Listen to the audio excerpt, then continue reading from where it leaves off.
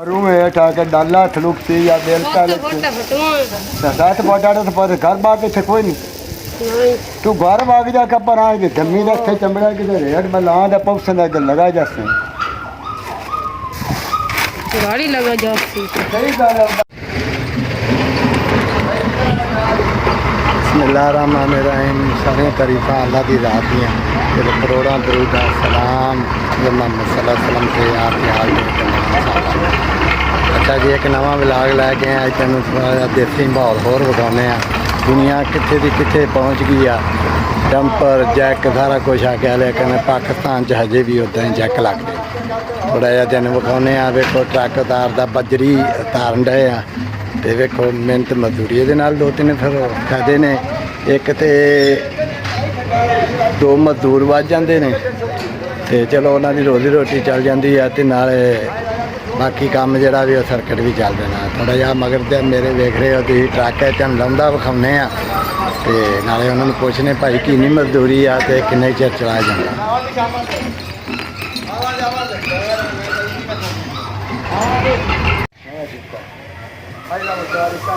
सारी हथ ना लाई है एक बंदा एक पिछे बस बस बस बस बस लाहौर हाँ का बलाम मार क्या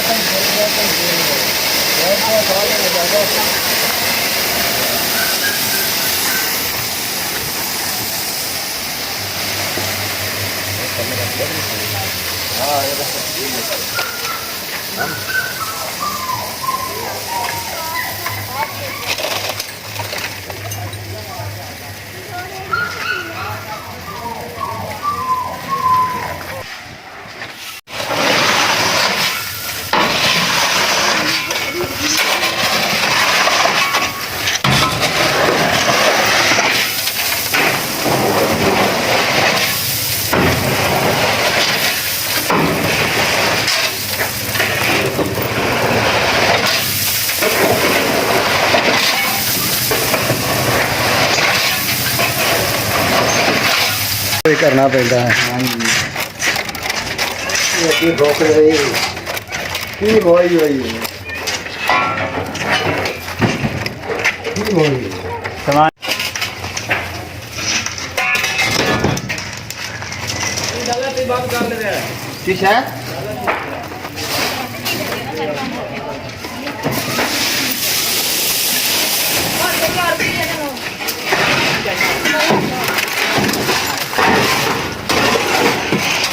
रूम है ठाके डाला थलुक सी या बेल का साथ पटाड़े तो पर घर बाकी थे कोई नहीं तू घर भाग जा कपर आ के धम्मी रखे चमड़ा के रेड में ला दे पौसन के लगा जासे गाड़ी लगा जाती सही गाल है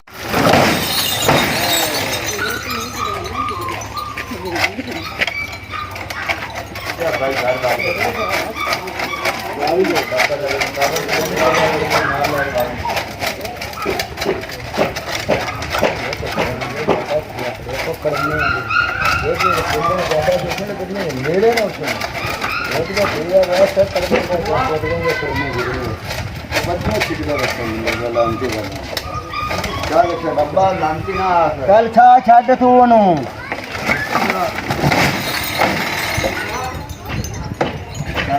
जनाब ट्रक मिला हो गया है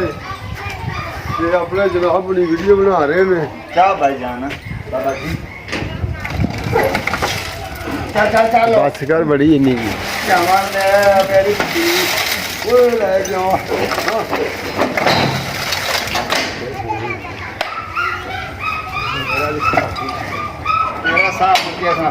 लो जी इस तरीके नाल ट्रक लेंदा ठीक है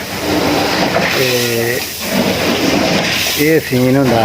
अजे भी पंजाब दे विच खास करके वीडियो चंगी लगे तो लाइक तो शेयर करो चैनल में सबसक्राइब करो तो दुआवां च भी नहीं याद रखो